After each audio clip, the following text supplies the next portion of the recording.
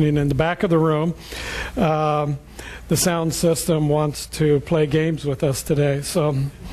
But I am knowing that the video is going to work. So even though we may not be able to have a recording of on CD, we will have the video. So just know with me in the alignment and the power and the presence of that divine spirit that all of the technology is working for the highest and greatest good of who we are. And so it is.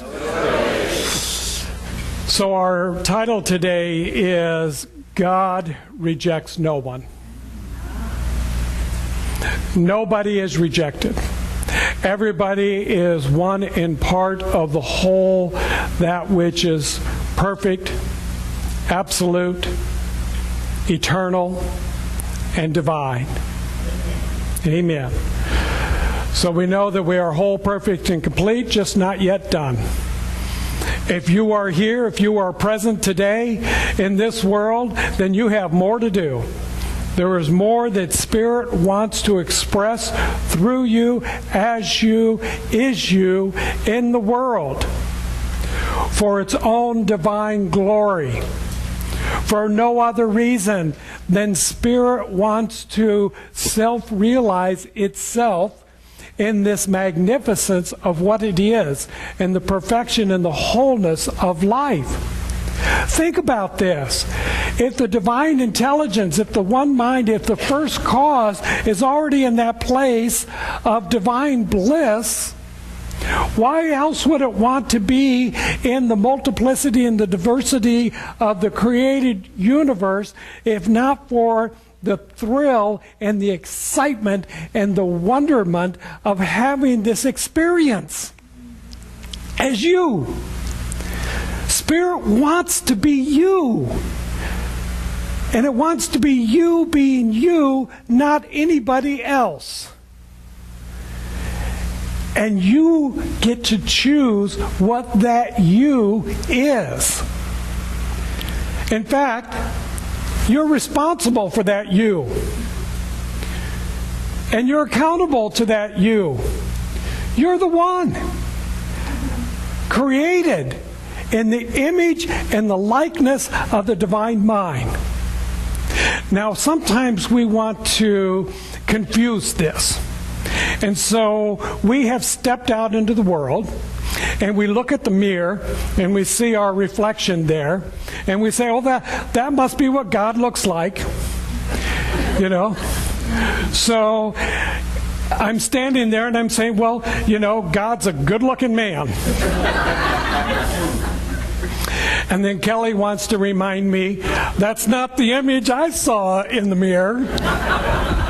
God was this beautiful, gorgeous woman. So what is our perception? What is the image and the likeness that we are made of? I was gifted this week from Virginia Cummings, thank you, Virginia, a book of poems by Fenwick Holmes. This was Ernest Holmes' brother. Fenwick was a Congregationalist minister that had moved to California, which brought Ernest out to California in order to help and support him, which led Ernest into this whole belonging in creating the philosophy that we call science of mind. But Fenwick had started the ball rolling. Fenwick had started to create the consciousness that Ernest built and then correlated out of his study of science and philosophy and life, and then brought forth this idea of science of mind. And we don't talk too much about Fenwick.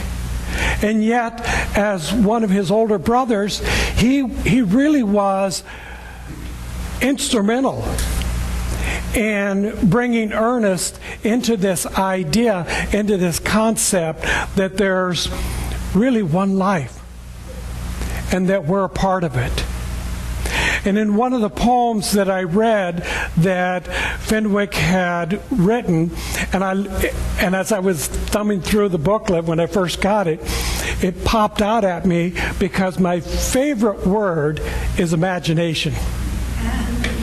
I love imagination. And there was a poem, Imagination. God dreamed a dream. God thought a thought. Thus was created creation through sheer imagination. I was like, oh, Fenwick, I love you. I love you. Imagination. That's the image and the likeness that we have been created in the same idea of the creative mind, the divine intelligence, the first cause. It's all in imagination. It's all in the mental atmosphere.